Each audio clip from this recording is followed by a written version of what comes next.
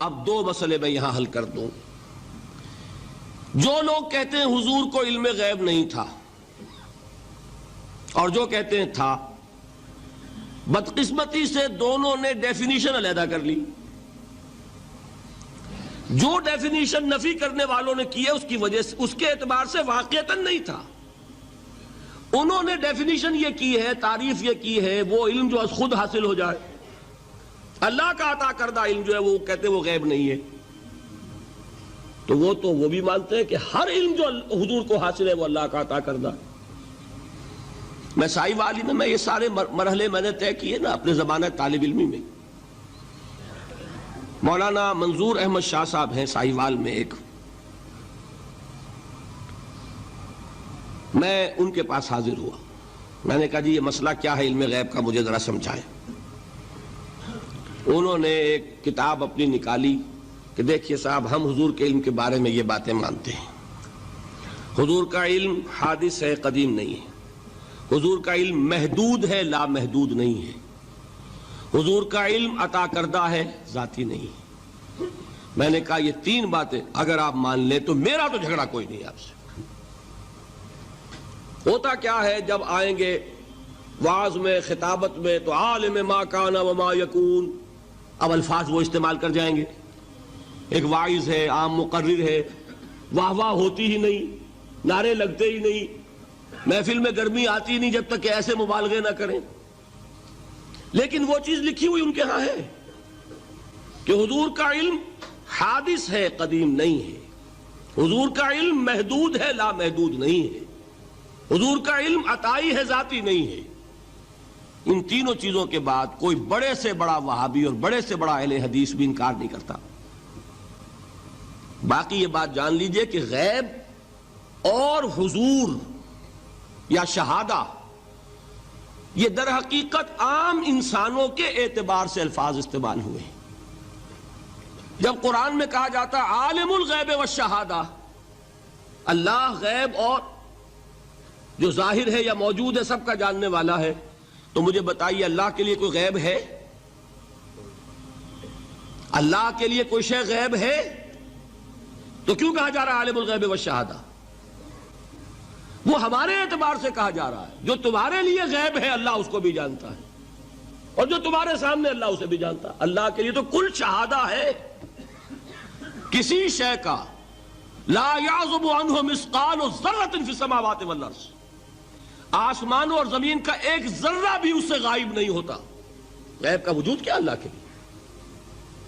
تو یہ الفاظ مستعمل ہیں ریلیٹو ہمارے اعتبار سے، اور ہمارے اعتبار سے جو شے غیب ہے اس میں سے ایک حصہ اللہ دیتا ہے نبی کو، تبھی تو نبی بنا۔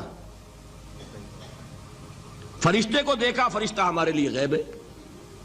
جنت دکھائی کہ نہیں دکھائی، ہمارے لیے غیب ہے کہ نہیں ہے۔ دوزخ کا مشاہدہ کرایا کہ نہیں کرایا، ہمارے لیے وہ غیب ہے کہ نہیں ہے۔ جو چیزیں ہمارے لیے غیب ہیں انہی کے پردے اللہ کچھ اٹھاتا ہے، کل غیب نہیں۔ کل غیب کا علم ہو جائے گا تو وہ شرک ہو جائے گا۔ کل کا لفظ جہاں آیا شرک ہوا۔ جب آپ کہہ رہے ہیں محدود ہے، لا محدود نہیں ہے، تو کل کا لفظ استعمال نہیں کر سکتے۔ لیکن غیب میں سے کچھ علم دیا گیا تبھی تو نبی بنا، ورنہ میرے اور نبی میں فرق کیا ہوا پھر؟ البتہ یہ کہ وہ غیب کا علم ہو یا حاضر کا علم ہو، سائنٹیفک نالج ہو یا وحی کا علم ہو، کوئی بھی علم ہو، آیت الکرسی کے الفاظ نوٹ کیجئے، یعلم ما فی السماوات وما فی الارض، وہ جانتا ہے۔ ولا یحیطون بشیء من علمہ الا بما شاء، مخلوق میں سے کوئی بھی اس کے علم میں سے احاطہ نہیں کر سکتا مگر جتنا وہ چاہے۔ اب یہ بات علیحدہ ہے کہ ہم کون ہے طے کرنے والے کہ ناپیں بیٹھ کر کہ اللہ نے ابراہیم کو کتنا علم دیا، ہم ناپ سکتے ہیں؟ عیسیٰ کو کتنا دیا ہم جان سکتے ہیں؟ تو ابراہیم کا، موسیٰ کا، عیسیٰ کا نہیں ناپ سکتے تو محمد الرسول اللہ کا کہاں ناپیں گے؟ یہ پاگل پن ہے، یہ ہے جو غلطی ہوتی ہے۔ ہم کون ہے طے کرنے والے؟ اللہ نے اپنے نبی کو دیا جو دیا، بات ختم۔ کل نہیں کہیں گے، کل کہا شرک ہو جائے گا۔ ذاتی کہا شرک ہو جائے گا. عطائی ہے، جو دیا اللہ نے دیا، اور کل نہیں دیا، جتنا چاہا دیا. ہے حادث، قدیم نہیں. تینوں چیزوں مان لیجئے تو شرک کا کوئی شائبہ نہیں ہوگا.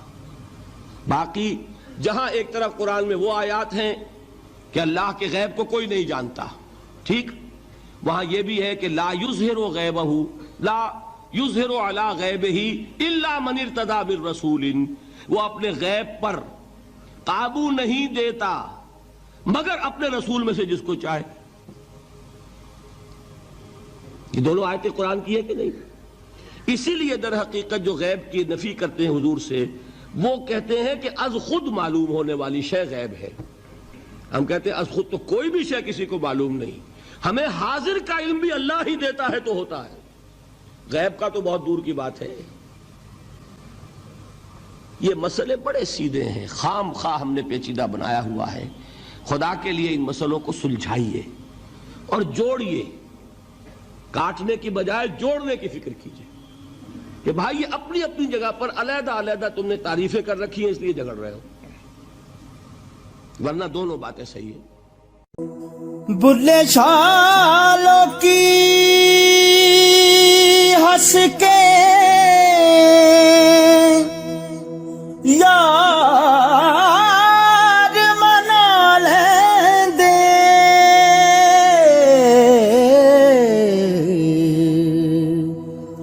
تے ساڈا رونا بھی نہ منظور ہویا،